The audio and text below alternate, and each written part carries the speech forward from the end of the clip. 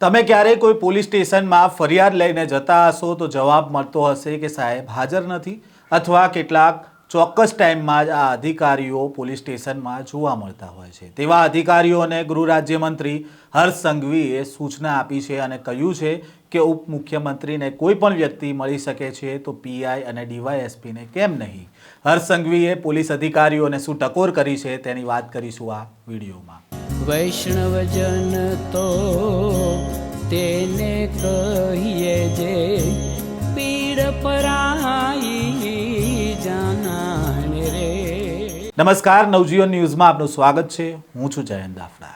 અમદાવાદમાં નવા ખાખી ભવનનો ઉદ્ઘાટન સમારોહ યોજાયો હતો અને આ દરમિયાન ફરી એકવાર ગૃહ રાજ્યમંત્રી હર્ષ સંઘવીએ પોલીસને ગુનેગારોમાં ભય ઊભો થાય તેવી કામગીરી કરવા માટે સૂચના આપી છે। આ સાથે જ હર્ષ સંઘવીએ નાગરિકો અને પોલીસ વચ્ચે સુમેળભર્યું સમન્વય જળવાઈ રહે તે માટે પણ સૂચના આપી છે, જેમાં હર્ષ સંઘવીએ કહ્યું છે કે પોલીસ સ્ટેશનમાં પીઆઈ અને ડીવાયએસપીને લોકો મળ્યા આવે અને એ સમયે ખાસ કરીને મળવાનો સમય છે તે દર્શાવતું બોર્ડ છે તે પોલીસ સ્ટેશનમાં લગાવવું જોઈએ। હર્ષ સંઘવીએ પોલીસને સામાન્ય નાગરિકો સાથે હંમેશા પ્રેમ અને સન્માનથી વર્તન સાથે રહેવા માટેની સૂચના આપી છે। સાથે જ પોલીસ સ્ટેશનમાં આવતા નાગરિકોને ડરાવવાની ભાષામાં નહીં પરંતુ સહજ અને સહાનુભૂતિપૂર્ણ ભાષામાં વાત કરવા માટેની પણ સૂચના આપી છે। આ સાથે જ તેમણે કહ્યું કે ગુનેગારોના પગ ધ્રુજી જાય એ પ્રકારે પોલિસિંગ થવું જોઈએ।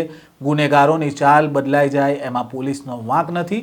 ગુનેગારોને ડર રહે અને નિર્દોષોને કનડગત ન રહે એનું પણ ધ્યાન રાખવું જોઈએ। નાગરિકો સાથે પ્રેમથી વર્તન થવું જોઈએ। આ મામલે પહેલાં તો શું કહી રહ્યા છે નાયબ મુખ્યમંત્રી હર્ષ સંઘવી, તેમને સાંભળીએ। અમદાવાદ ગ્રામ્ય પોલીસને મારા 2-3 સજેશન છે।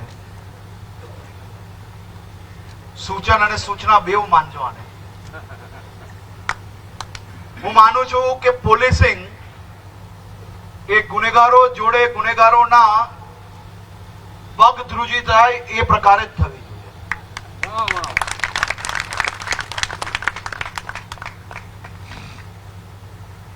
ગુનેગારોની ચાલ બદલાય એમાં પોલીસનો કોઈ ગુનો છે જ નહીં અને બદલાવી જ જોઈએ। એ પોલીસ સ્ટેશનમાં જે કોઈ પોલીસ ત્યાં ડ્યુટી પર છે એ પોતપોતાની સમજ ને ઉપયોગ કરીને સામાન્ય નાગરિકોને પોલીસની ડર નહીં પણ ગુનેગારોને પોલીસની ડર રહે તે જ પ્રકારનો વ્યવહાર એ અમદાવાદ ગ્રામ્ય પોલીસનો ભવિષ્યની અંદર નીચે સુધી જશે તેવો મને વિશ્વાસ। આ વ્યવસ્થાઓ બી મને પાક્કો વિશ્વાસ છે કે અમારા રેન્જ આઈજી અને એસપી, હું એમને અભિનંદન આપું છું। તમને કદાચ અંદાજો નહીં હશે એટલે તમે નહીં માની શકો, પરંતુ મેં એમને કામ કરતા જોયા બેઉ જણ। ખૂબ જ સિન્સિયરલી લોકોના વિષયોને વધુમાં વધુ ન્યાય કઈ રીતે આપી શકાય તે દિશામાં વિચારવા વાળા લોકો છે। હું એમની પાસે અપેક્ષા રાખું છું કે અમદાવાદ ગ્રામ્ય જિલ્લામાં એક રોલ મોડલ તરીકે પબ્લિક વધુમાં વધુ સિનિયર ઓફિસર્સને ડાયરેક્ટ મળી શકે એવી વ્યવસ્થાઓ બી આપ દ્વારા ઊભી કરવામાં આવે। પેપરની અંદર પ્રેસ નોટ આપવામાં આવે અને ડિક્લેર કરવામાં આવે કે હવે પછી પોલીસ સ્ટેશનની બહાર બી પીઆઈ અને ડીવાયએસપીની ઓફિસની બહાર એ કમ્પલસરી લાગેલું હોય કે કેટલા વાગે ત્યાં મળશે અને જે દિવસે ત્યાં અવેલેબલ ના હોય ત્યારેય બહાર પેપર લગાડવામાં આવે કે આ કારણોસર આજે બહાર છે, જેથી પબ્લિકનો વિશ્વાસ પોલીસ જોડે તૂટે નહીં પરંતુ વધુ મજબૂત બને। અને હું માનું છું કે ઉચ્ચ અધિકારીઓ જ્યારે પ્રજાને ડાયરેક્ટ મળશે તો નાના મોટા એવા પ્રોબ્લેમ હશે કે જે તમારા ધ્યાન સુધી દરરોજ નહીં આવતા હોય, પરંતુ વધુમાં વધુ લોકોને મળવાના કારણે આ પ્રોબ્લેમો બી તમારા ધ્યાનમાં આવશે અને ભવિષ્યની અંદર આપણે એ પ્રોબ્લેમોને બી સોલ્વ કરી શકશો। ત્યાં પછી હું ઇન્ટરફિયર થઈને ગોઠવીશ। હું માનું છું ત્યાર સુધી તમે સૌ લોકો સક્ષમ છો અને તમે સૌ લોકો આ સૂચન ને સૂચનાનું પાલન કરીને જરૂરથી લોકોને વધુમાં વધુ સહાય કરશો। આપ સૌ લોકોનો ફરી એકવાર ખૂબ ખૂબ આભાર। અમદાવાદ રેન્જ અને અમદાવાદ ગ્રામ્યને ફરી એકવાર હું આ સૌ નગરજનો વતી ઉપમુખ્યમંત્રી તરીકે નહીં પરંતુ રાજ્યના નાગરિક તરીકે આપ સૌને અભિનંદન આપું છું કે કિલોમીટરો દૂરથી કોઈ ગ્રામથી કોઈ વડીલ દાદા દાદી એ પોલીસ સ્ટેશન સુધી પહોંચે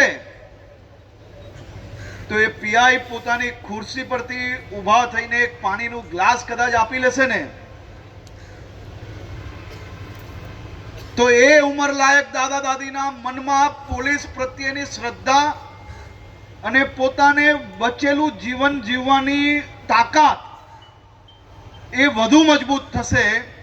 પરંતુ જો એ જ પોલીસ ઇન્સ્પેક્ટર એ વડીલો જોડે પોલીસની ભાષામાં જે ગુનેગારો જોડે વાત કરવાની ભાષા જો ઉપયોગ કરશે તો આવા ઉંમરલાયક વ્યક્તિઓ જે પોલીસની પાસે આશા લઈને ગઈ હોય તે એમની આશા બી ખોઈ બેસશે અને એમની બચેલી જે જીવન છે એની અંદર જીવવાનું જે હિંમત છે એ બી તોડી બેસશે. નાયબ મુખ્યમંત્રી હર્ષ સંઘવીએ જણાવ્યું કે જ્યારે કોઈ ગુનેગાર પોલીસને જોઈને ડરી જાય ત્યારે જ કાયદો સાચી રીતે કાર્યરત ગણાય છે, પરંતુ એ જ સમયે પોલીસ સ્ટેશનમાં આવતા નાગરિકોને ડરાવવાની ભાષામાં નહીં પરંતુ સહજ અને સહાનુભૂતિપૂર્ણ ભાષામાં વાત કરવી અત્યંત જરૂરી છે. સાથે જ પોલીસ સ્ટેશનમાં અને કચેરીઓમાં હાજર ન રહેતા અધિકારીઓને પણ તેમણે સૂચન કર્યું છે કે જો ઉપમુખ્યમંત્રીને કોઈ પણ વ્યક્તિ મળી શકે છે તો પીઆઈ અને ડીવાયએસપીને કેમ નહીં. દરેક પોલીસ સ્ટેશન બહાર બોર્ડ લગાવવામાં આવે અને આ બોર્ડમાં પીઆઈ અને ડીવાયએસપી કયા સમયે હાજર રહેશે તેની માહિતી લખવાની પણ સૂચના આપી છે. સાથે જ્યારે હાજર ન હોય તો કયા કારણોસર હાજર નથી તે કારણ પર બોર્ડમાં લખવા જોઈએ. આ સૂચના આપતા તેમણે ટકોર પણ કરી જ્યારે મુખ્યમંત્રી અને ઉપમુખ્યમંત્રી અઠવાડિયામાં 2 દિવસ નાગરિકોને મળવા સમય ફાળવી શકે છે તો પછી અધિકારીઓ કેમ નહીં. જો પોલીસ પોતે આ વ્યવસ્થાઓ અમલમાં નહીં મૂકે તો હું જાતે તમારી વચ્ચે આવીને આ કામ કરીશ તે પ્રકારનું નિવેદન પણ છે તેમણે કહ્યું છે. હર્ષ સંઘવી દ્વારા જે નિવેદન આપવામાં આવ્યું છે તેને લઈને જે પોલીસ સ્ટેશનમાં સમયસર જે નક્કી સમયે જે પોલીસ સ્ટેશનમાં હાજર રહેતા હોય છે તે અધિકારીઓમાં પણ ફફડાટ ક્યાંક ને ક્યાંક જોવા મળી રહ્યો છે. આ પ્રકારના સમાચાર અને અહેવાલ સાથે ફરી મળીશું. નવજીવન ન્યૂઝ સાથે જોડાયેલા રહેજો.